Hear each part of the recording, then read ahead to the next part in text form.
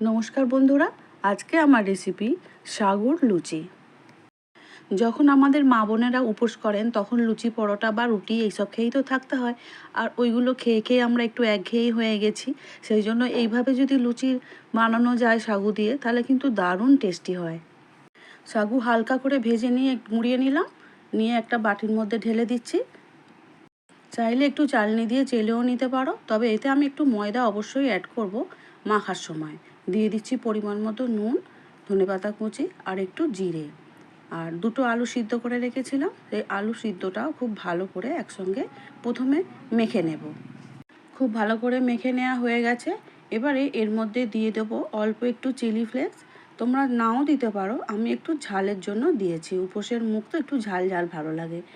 আর একটু দিয়ে দিলাম গোলমরিচের গুঁড়ো, আর অল্প করে দিয়ে দিচ্ছি ময়দা। এবারে সব কিছু খুব ভালো করে মিশিয়ে নিচ্ছি, চেপে চেপে মেখে নেওয়ার মতো করে। প্রয়োজন অনুযায়ী জল দিয়ে শক্ত করে একটা ডো বানিয়ে নেব লুচির জন্য। লুচির ডো খুব সুন্দর করে বানানো হয়ে গেছে।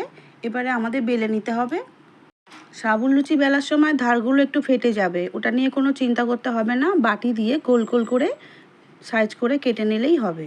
নিশ্চয়ই বুঝতে পারছো, প্রথমে বেলে নিয়েছি, তারপর আমি বাটি দিয়ে গোল করে কেটে নিলাম। এইভাবে প্রত্যেকটা লুচি একই রকম করে আমি তৈরি করে নিয়েছি। আমি কিন্তু খুব পাতলা লুচি বেলিনি, দেখতেই পাচ্ছ কীরকম সাইজ করে আমি বেলেছি। এদিকে কড়াও বসিয়ে দিয়েছি, কড়ার মধ্যে বেশ খানিকটা লুচি ভাজার মতো করে তেল দিয়ে দিচ্ছি। কড়ার মধ্যে আমি লুচি ছেড়ে দিচ্ছি। আর একটাও লুচি আমি পাশে দিয়ে দিলাম। ভেবো না যে লুচিগুলো খুব ছোট, কড়াটা একটু বড়, জায়গা আছে, তেল নষ্ট কেন করব, সেই জন্য দুটো করে লুচি ছেঁকে নিচ্ছি আমি। লুচি এক পিঠ ভালো করে ভাজা হয়ে গেছে, সেই জন্য আমি উল্টে দিচ্ছি অপর পিঠ ভাজার জন্য। দেখছো বন্ধুরা, সাগুর লুচি কত সুন্দর করে ফুলে উঠেছে।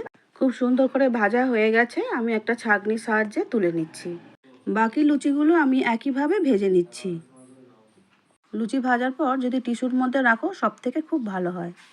এই লুচির সঙ্গে অন্য কোনো তরকারির প্রয়োজন হবে না, শুধুই খাওয়া হয়ে যাবে। তবে আমি একটু সাদা আলুর তরকারিও বানিয়েছি।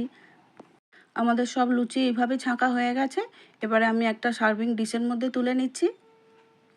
আমাদের সুন্দরী সাগুর লুচি একদম রেডি হয়ে গেছে, আমি একটা সার্ভিং ডিশের মধ্যে তুলে নিচ্ছি। আমার ভিডিও ভালো লাগলে লাইক, শেয়ার, সাবস্ক্রাইব করার অনুরোধ রইল। আর ফেসবুক পেজ থেকে দেখছো বন্ধুরা, পেজটিকে ফলো করে দিও প্লিজ।